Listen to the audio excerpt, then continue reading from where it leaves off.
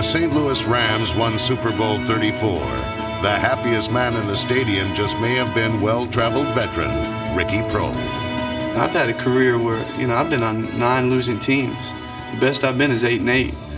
So I've really dreamt about winning. The Rams, 99, baby, #1. I'm saving all the videos and the highlight films.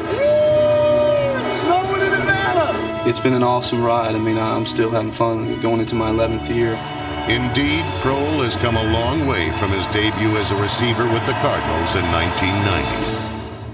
My first NFL game was in Washington. My dad bleeds giant blue, and he tries to deny this, but we played Washington. It was a 1 o'clock game, and the Giants had a Sunday night game. He left at halftime to fly out of Washington to catch a Giant game. I still can't believe that. Is this true? Did you leave your son's first game at halftime? Well, that's a tough question to answer, put in those terms. No, we did not leave at halftime. We left a little early. The Cardinals were being clobbered by the Redskins. It was not a close game. If that isn't a true blue Giant fan, I don't know what is. Eventually, Proehl would get revenge on his father's Giants and fulfill a childhood dream.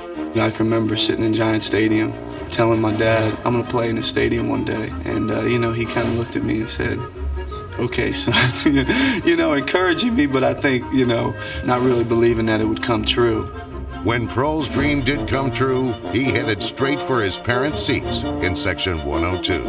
He had always said if he ever scored a touchdown at that end, that he was going to flip the ball up. He went to flip the ball to my son-in-law. It hit off his shoulder and went behind him, and some fan grabbed it. And that's when my wife and daughter attacked the guy. Matter of fact, it's a joke in the family that Mom really waffled the guy. And then my daughter's grabbing the ball and pulling at it, We got it. Back to throw is Tupa on 3rd and 5 over the middle, complete to Proehl. He's got it. Despite 5 productive seasons with the Cardinals, Proehl was eventually traded to Seattle. Touchdown! Where he endured 2 injury-plagued seasons. Then signed with the Bears for a year in 1997, leading the team in receptions. When he joined the Rams a season later, he had reached journeyman status. But bouncing around the NFL didn't hit him as hard as the news he received just before the '99 season, when he learned that his high school coach, Otto Giselle, had been diagnosed with cancer. They'd given him 3 to 4 months to live, and it was devastating for me. He's like my best friend, a brother, he's a father figure. It was then I said, I'm going to dedicate this season to him. In 1999, the Rams boasted the highest scoring offense in the NFL. 17 different players scored touchdowns, including 5 on defense. Everyone was scoring. Everyone except Ricky Proehl. We had a lot of guys scoring touchdowns, and the pressure was building on Ricky. We put pressure on Ricky to finally get in the end zone, for crying out loud. There are some guys that are good at this. Ricky Proehl is one of them that cannot play every down, to get a feel and a flow of the game, but can come in and on one play be the guy. 4:50 left in the 4th quarter. The Rams trail the Tampa Bay Buccaneers by the score of 6-5. Kurt Warner takes, back to throw, under some pressure, rainbows the far sideline, and he's touchdown! Rams! Yes! Ricky Proehl!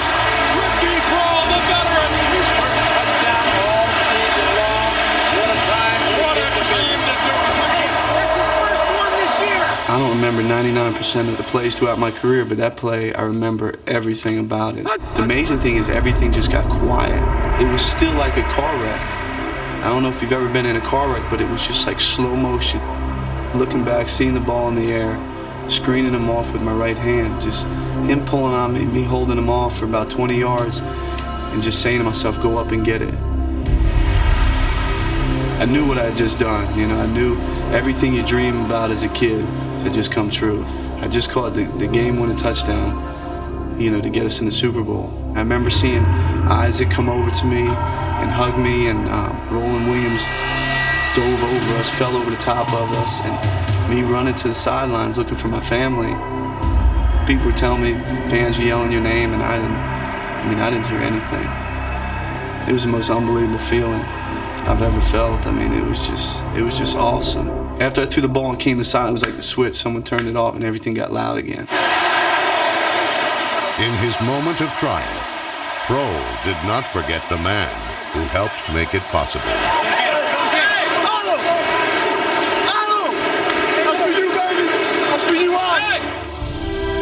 He was so excited. He was all over the newspapers up in Jersey and New York.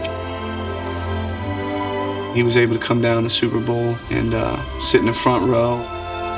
To me, it was God looking down on me saying, you know, it was meant to happen. You know, I was meant to catch that pass.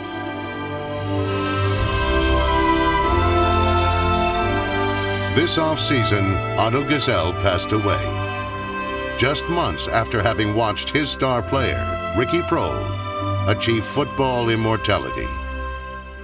To see him come in the game, and when the game was on the line, and then he goes up and makes that magnificent catch, he'll never be forgotten in the annals of Rams football.